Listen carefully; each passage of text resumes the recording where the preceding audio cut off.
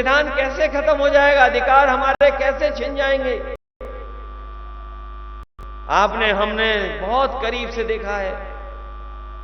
2022 के चुनाव से पहले याद होगा, पूरे देश के किसान दिल्ली में बैठ गए थे, धरने पर थे, सालों साल बैठे रहे। वो अपनी मांग कर रहे थे कि हमें एमएसपी मिलनी चाहिए, एमएसपी के लिए कानून बनना चाहिए। जो 3 काले कानून आए हैं, ये हम 3 काले कानून स्वीकार नहीं कर सकते हैं।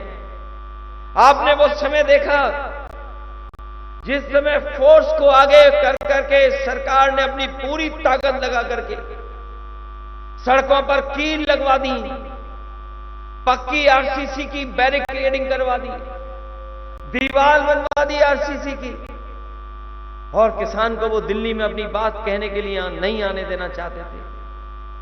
जितने दिन आंदोलन चला, सर्दी में, गर्मी में, परेशानियों में, जो आंकड़े बताते हैं लगभग 1000 के लगभग किसानों की जान चली गई, लेकिन सरकार ने परवाह नहीं की।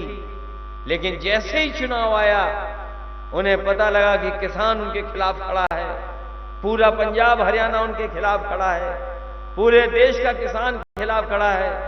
उन्होंने डर करके 3 काले कानून वापस ले लिए और 3 काले कानून को कहा कि अब नहीं लागू होंगे।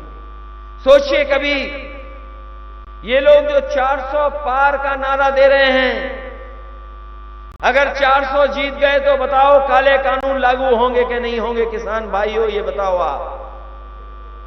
अगर 400 जीत गए तो हमारे आपकी खेती, खेत में पैदा होने वाली चीज, जितनी भी फसलें हैं, ये बड़े बड़े उद्योगपतियों के हवाले कर देंगे। अभी मैं सुन रहा था, देश के प्रधानमंत्री कह रहे थे कि हमने भंडारण तैयार करा दिया है, देश का सबसे ज्यादा, दुनिया का सबसे ज्यादा भंडारण किसानों के लिए, फसल के लिए तैयार करा दिया है। मैं आपसे कहना चाहता हूं, वो सरकारी भंडारण नहीं है, वो बड़े बड़े उद्योगपतियों के भंडारण हैं।